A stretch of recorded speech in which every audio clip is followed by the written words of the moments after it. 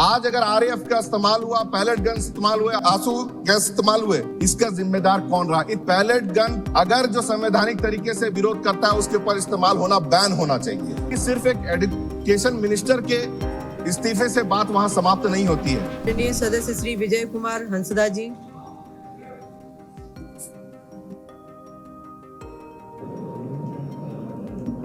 Mic mic आ गया। और seat मेरा यहाँ है। 15 के और हट रहे क्या कोई आपने? धन्यवाद चेयरपर्सन। 2-3 लोग और हट रहे 15 के से। इस कह रहे ना बिल पे मुझे बोलने का मौका दिया जो कि इस देश के बच्चों के भविष्य से रिलेटेड है और उसमें सब साथ होना चाहेंगे। लोग हट रहे। लगातार आरोप प्रत्यारोप जिस तरह से चला है, मुझे लगता है कि इस सब्जेक्ट का सीरियसनेस कुछ लोग नहीं समझ पाए, क्योंकि अभी भी सरकार की जो मंशा है उस पर सवाल कहीं ना कहीं खड़ा जरूर होता है कि इस आंदोलन या इस विरोध को जिस तरह से दबाने का प्रयास किया गया वो सरकार की हठधर्मिता को दिखा रहा था। जिस तरह से ब्रूट फोर्स इस्तेमाल किया गया ये सरकार की मानसिकता को दर्शा रहा था। और ये किस तरह की मानसिकता है कि AK-47 का इस्तेमाल हो बच्चों के खिलाफ, पैलेट गन का इस्तेमाल हो बच्चों के खिलाफ, टीयर गैस का इस्तेमाल हो बच्चों के खिलाफ, और ऐसे भी पिक्चर्स दिखे जहां पे कि हाइवा खड़े थे उस रिस्ट्रिक्टेड जोन में जिनमें पत्थर भरे पड़े थे। बच्चों पे पत्थर इस्तेमाल करने की सोच रखने वाली सरकार को हम किस तरह से हम देखना चाहेंगे?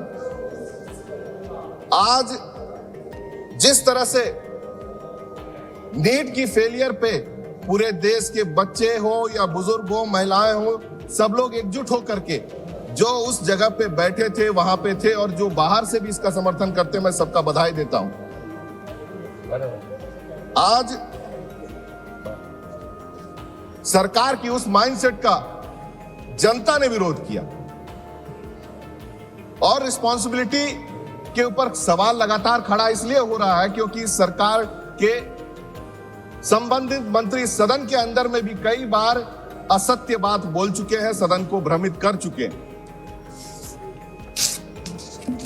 और गलत नीतियों के खिलाफ जब भी बोला गया, चाहे वो केंद्र सरकार अपने एजेंसी ईडी हो, सीबीआई हो, इनकम टैक्स हो, और संस्थानों को भी प्रभावित करने का लगातार इस सरकार ने प्रयास किया।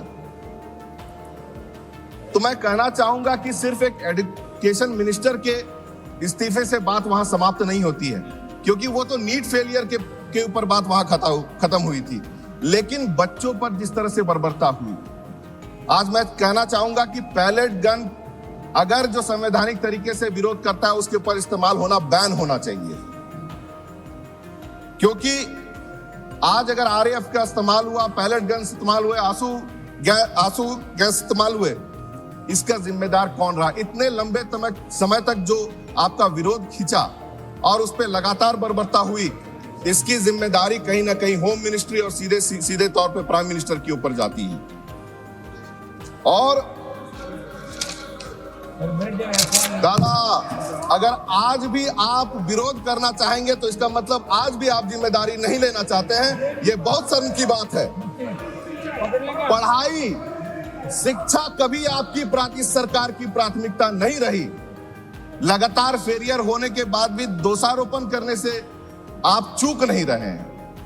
सुधार के लिए हम लोग बिल्कुल साथ में हैं, लेकिन अगर आप अपने गलतियों को सुधारना नहीं चाहेंगे, सिर्फ और सिर्फ जो है, आज यही बात हुई कि यहाँ पे कोई विपक्ष के एमपी एमएलए नहीं थे कि आप उसे जो है बांग्लादेशी या कुछ बोल दे। अगर यही चीज अगर सांसद और विधायक रहे होते तो बहुत सारे एजेंसी आप लगा चुके होते। यहाँ तो देश के बच्चे मैदान में उतरे हुए थे, वहां पे आपके हाथ मजबूर हो गए, लेकिन वहां पे भी आप लोगों ने पैलेट गन चलाने से, आंसू गैस चलाने से अपने आप को रोका नहीं। और ये पूरा देश कहीं ना कहीं आपके असत्य बातों के आगे देख चुके हैं।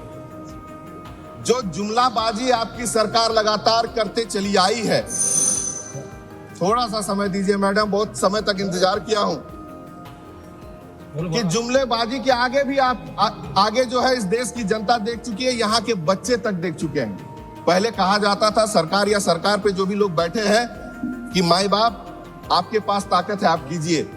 लेकिन आज वो देख चुके हैं कि यहां माई बाप जैसे लोग नहीं बैठे हुए हैं, शोषण करने वाले लोग आकर के बैठ गए, जिम्मेदारी लेने के लिए तैयार नहीं है।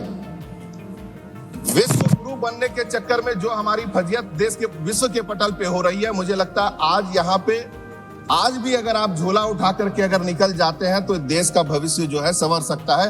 इतनी ही बातें कह के मैं अपने बातों को विराम दूंगा। बहुत बहुत धन्यवाद। प्रभातखबर.com, विश्वास वही, रफ्तार नहीं।